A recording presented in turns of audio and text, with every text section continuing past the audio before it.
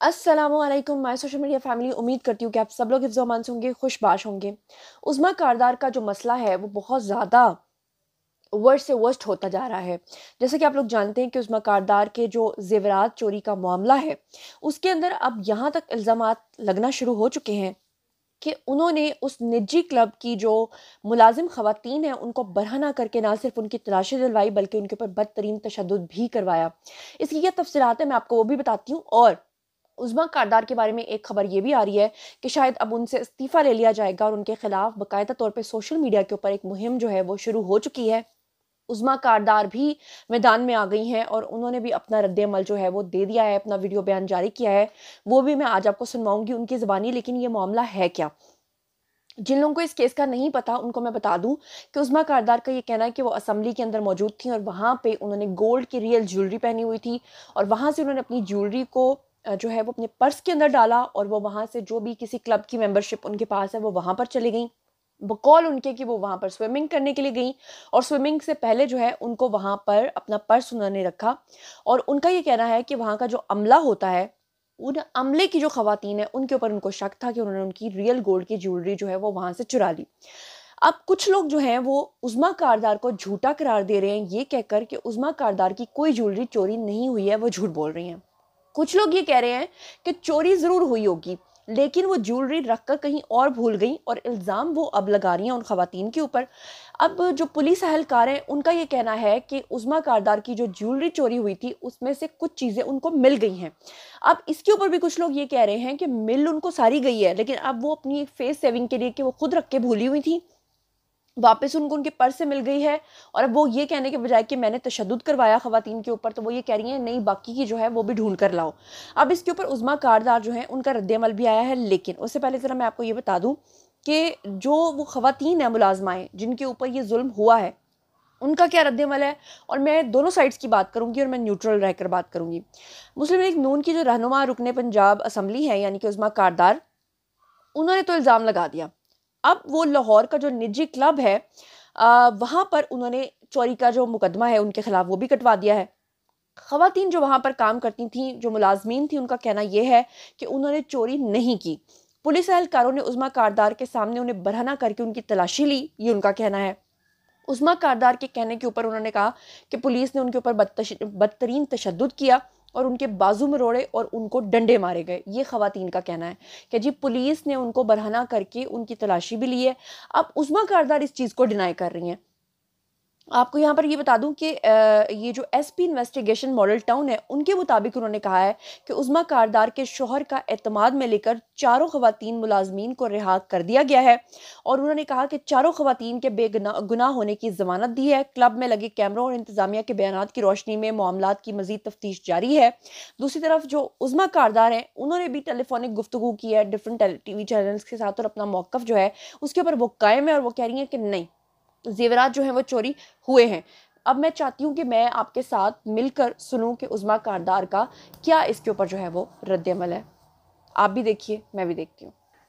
21 मार्च को assembly session के बाद मैं सीधे गई वहां पे मॉडल टाउन क्लब में, क्योंकि मैं वहां पे स्विमिंग करती हूँ और मेंबर हूँ। और वहां पे हमें लॉकर की चाबी दी जाती है जिसमें हम अपना बैग या जो भी कोई अपनी कीमती चीजें होती है रख के उसको लॉक कर देते हैं, उसके बाद स्विमिंग करते हैं। तो चूंकि मैं असेंबली से गई थी तो उस वक्त मेरे पास कुछ ज्वेलरी पहनी हुई थी, तो वो मैंने एहतियातन उतार के अपनी जिप पॉकेट में डाल के तो मैंने वो मुनासिब समझा कि मैं लॉकर में रखूं। गाड़ी में भी इसलिए नहीं रखी क्योंकि ड्राइवर नया था मेरा। तो उसके बाद जब स्विमिंग करने के बाद जब मैं निकल के मैंने जब लॉकर से मैंने वो अपना निकाला हैंड बैग, तो मेरी वो ज्वेलरी मिसिंग थी। मैंने उसी वक्त मुझे मेरी हवाइयां उड़ गई क्योंकि वो बहुत कीमती थी, अंदाजन 5 से 6 लाख उसकी कीमत थी। और मैंने उसी वक्त वहां पे आके तो मैंने शोर डाला और मैंने कहा कि किधर है मेरी ज्वेलरी, किसने निकाली है मेरी ज्वेलरी, क्योंकि मैंने उसी वक्त जो था वो जाना था बाहर। वहां पे इनकी 2 आयस थी और 2 इनकी इंस्ट्रक्टर्स थी और उनको उसी वक्त वहां पे मैंने कहा कि आप यहां से निकलेंगी नहीं। और मैंने क्लब के जो मैनेजमेंट थी उनको भी यहाँ पे वो भी आ गए और फिर उन्होंने कहा कि जी इनकी बॉडी सर्च करने हैं। तो जो क्लब मॉडल टाउन क्लब की जो एक खातून है जो कि रिसेप्शनिस्ट हैं, उन्होंने मेरे सामने अकेले में इन खवातीन की बॉडी सर्च की। और बॉडी सर्च जो होती है वो जाहिर है सबको पता है, बॉडी सर्च जो है वो उसका एक अमल होता है जिसके जरिए वो होती है। लेकिन इनकी अपनी क्लब की एक रिसेप्शनिस्ट ने इनकी बॉडी सर्च की। उस वक्त तक मुझे समझ नहीं आ रही थी कि मैंने क्या करना है, क्योंकि मैं बहुत सख्त परेशान थी। और वहां पे एक और हमारी मेंबर खड़ी थी, वो भी मेरे पास आई। उन्होंने कहा जी मेरे बटवे से भी 8,000 रुपए जो हैं वो लॉक्ड लॉकर के अंदर से चोरी हुए हैं, और मुझे लगता है कि कोई इन्होंने डुप्लीकेट की यहाँ पे रखी हुई है। बहरहाल उस वक्त मैं बहुत परेशान थी, तो मैंने उनकी बात पे ज्यादा गौर नहीं किया। उसके बाद मैंने 15 को फोन किया, तो वो तकरीबन रोजे खुलने का टाइम था, तो घंटे बाद पुलिस आई वहां पे। मैंने सिर्फ एक खजूर से और पानी से रोजा खोला और मैं वहीं बैठी रही। मैं बहुत परेशान थी।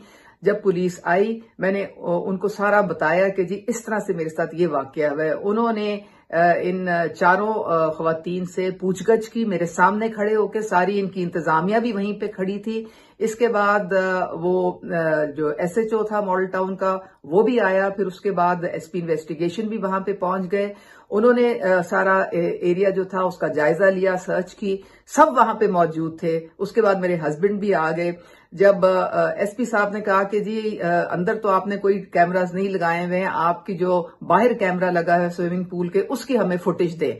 वो उन्होंने कहा हाँ जी हम आईटी के बंदे को बुलाते हैं। वो आईटी का बंदा आया है और उसने कहा कि जी ये तो कैमरा खराब पड़ा है, ये तो जो है इसकी तो है ही कोई नहीं, ये तो लगा ही नहीं हुआ, इसकी फुटेज कोई नहीं। तो वो भी मामला जो था वहां पे इनकी जो कोताही थी वो खुल के सामने आई। उसके बाद मैंने अपनी वो एफआईआर का इंदराज करवाया और तकरीबन फिर रात के उस वक्त तकरीबन मेरे ख्याल में 9-10 बज रहे थे और फिर मैं और कर्नल साहब वापस आ गए।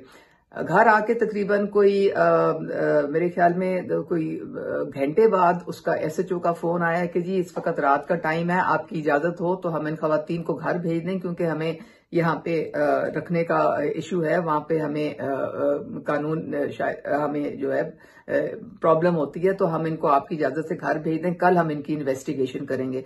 तो मेरे हस्बैंड ने कहा कि बिल्कुल आप कानून के मुताबिक जाएं और आप इनको घर भेज दें और फिर कल इनकी इन्वेस्टिगेशन करें।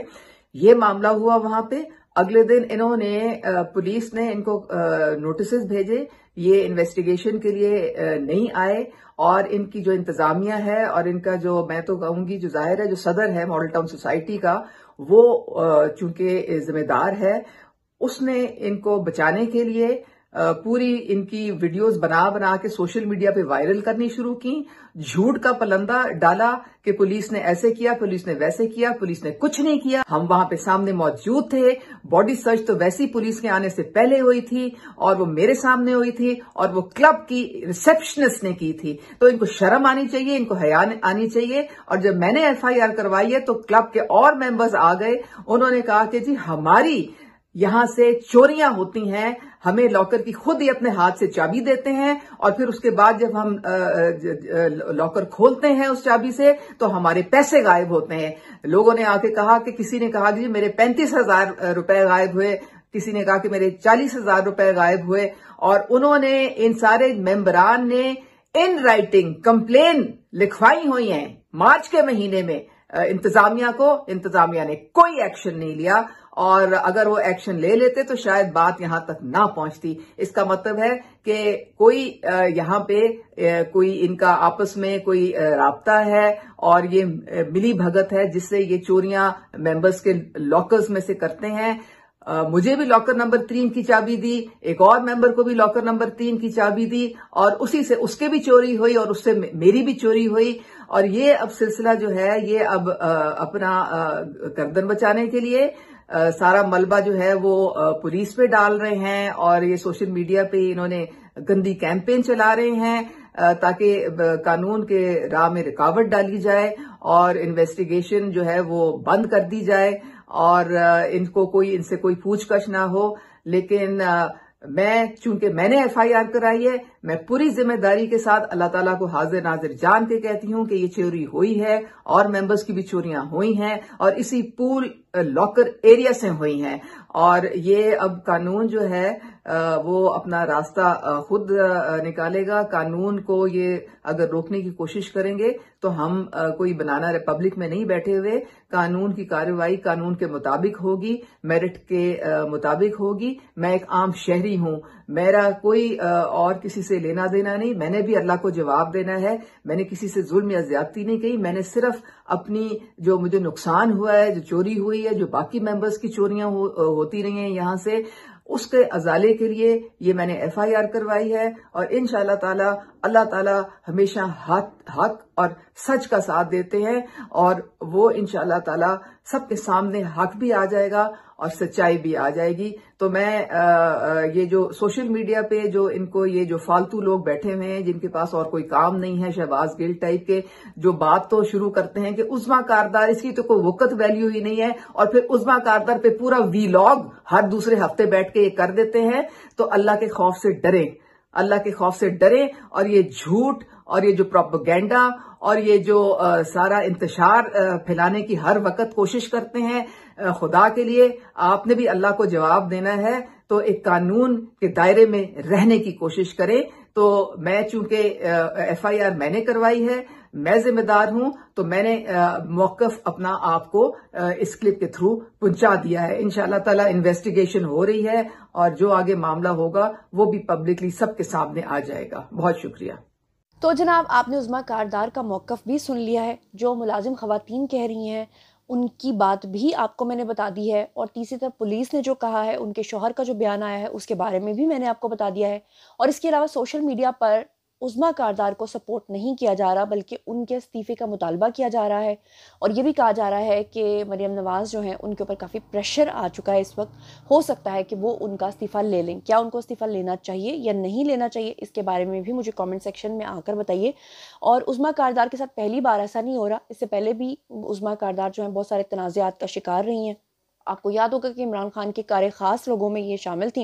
लेकिन फिर आपको याद होगा कि बुशरा बीबी से मुतल्लिक इनके जो रिमार्क्स की कॉल लीक हुई थी, उसके बाद मुतनाज़े हो गई थी पार्टी के अंदर। उसके अलावा पिछले दिनों में अभी जब हलवा पूरी खा रही थी और उन्होंने बगलगीर होने की कोशिश की थी मरियम नवाज़ के साथ, तो मरियम नवाज़ ने उनके हाथ को झटक दिया था। उस वक्त भी बड़ी खबरों का ज़ीनत वो बनी थी। हालांकि उन्होंने बाद में इस चीज़ को क्लियर किया था कि उनके जो हाथ थे वो गंदे थे, दैट्स वाई उनका जो ऑयली हाथ थे वो नहीं चाह रही थी। माज़रत कि मेरा गला थोड़ा सा ख़राब है।